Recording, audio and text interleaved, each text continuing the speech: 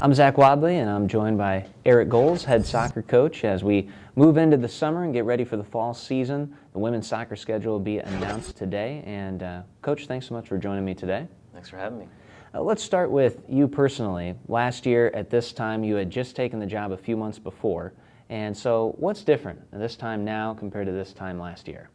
A lot's changed. On a personal level, I was about to get married heading into last summer, so this June we'll have our first anniversary with my wife Kaylee and I. So on a personal level, just that transition, adjusting to married life, and obviously having her join me here in Illinois, and she now works here at Illinois State as well. So on a personal level, it's awesome. It's been a great year. In terms of the program, just going through some of the transitions that you go through, and taking over a program and trying to make it your own in a lot of ways. So I think that sometimes, but humans by nature don't always like change. Mm-hmm. So I think that just going through some of those transitions culturally and on the field, I think that how we want our players to behave and interact, and the culture, the locker room culture, and the playing style is starting to become much more clearly defined, and there's been a significant amount of progress. So we feel that we're in a much better place heading into this summer compared to last summer. So we're excited about the progress.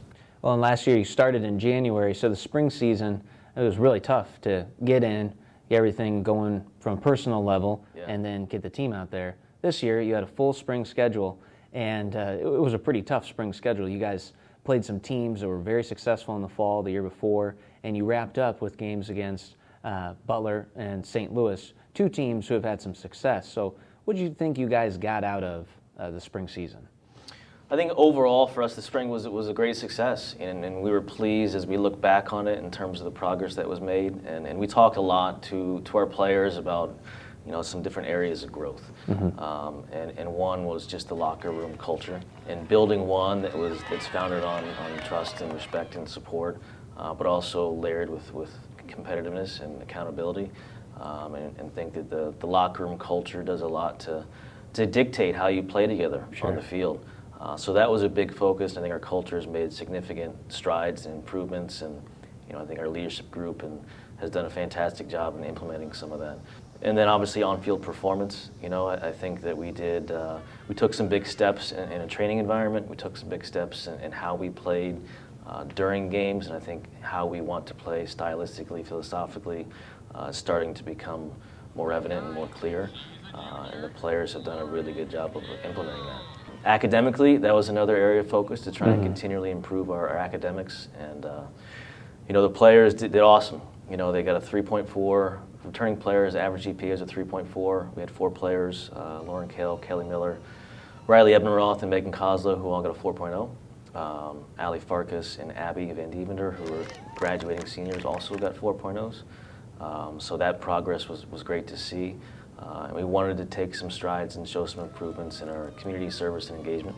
Sarah Stankoski kind of was our director of community service, for lack of a better term, and she did an awesome job of organizing the team, and we were very involved in the community this spring. So on the whole, there was measurable progress that people do see, but I think a lot of the progress and growth were things that people don't see. They just see the product of it. Sounds like it was a pretty well-rounded spring for your team. From an on-field perspective, you guys only lose 2 seniors from the fall. And correct me if I'm wrong, but I would say the theme in the spring and moving into the fall is you have a lot of returning players, so you know what you have coming back, but you need to see people make the jump. Yeah, we have a lot of returning players who've had some valuable roles, and particularly this last fall was one in which they were able to kind of learn on the job quite a bit. And I think that they showed some visible progress and growth from the fall to the spring, and we need them to continue doing that each semester that they're here. So we're also adding in a large freshman class. So I think that getting the groups acclimated with one another in terms of personalities and style of play, that'll be a project for us heading into the fall of 2016. But in terms of the talent that we have returning and the talent that we have coming in, we know that we're going to have a talented team. But it's going to be, our task is getting that team ingrained on the same page and go in the right direction. With players stepping into new roles and then all the freshmen coming in, it's going to be nice to have the girls here over the summer and to have them be able to get together, work together. That's got to pay off in August. Yeah, I think it'll be invaluable. You know, I think that we're fortunate in the sense that a number of our players wanted to return for the summer months, and the vast majority of our team will be here for the summer. Our incoming freshmen will be here during the summer. So the opportunity, you know, time is invaluable, and the time that they will be able to spend together and train together, get to know each other, is really going to help accelerate our preseason and get some of the getting to know you steps out of the way before we even start. So we're excited about the possibility of that. And it's been a theme throughout this program for the last couple of years, but the non-conference schedule that you guys are going to be playing, it's tough. You're playing some good quality teams, multiple Big Ten teams. You have Notre Dame on the schedule. So these girls are going to get a chance to see some really good teams, see how they shape up against them early on. Yeah, and we want to measure ourselves against the best. So our challenge is a significant undertaking. It will certainly challenge us in a lot of different areas, but we're excited to see what we learn through that adversity and how we grow through that adversity. We look at the season more as a marathon where you have to learn from each stage and ultimately continue to grow and get better as the season progresses. And I think the schedule will allow a number of opportunities to do that. What games on the schedule kind of intrigue you as you look through the non-conference and the conference portion? Any coach would tell you they're all important. Sure. And they're all important. So to differentiate and separate one over the other is it's not something that I will do either. But, we'll start off with Wisconsin. And Wisconsin is they won the regular season Big Ten championship last year, and we beat them on their field last year. So that'll be there's going to be a lot on the line in that Sure. game. It'll be an intriguing matchup, so we're excited to match up against them. We're excited to play against a local rival with University of Illinois. Also a 1-0 game last year. Also a tight and pretty contested game, and I think that we competed very well against them, so an opportunity to play against them again. Certainly looking forward to that.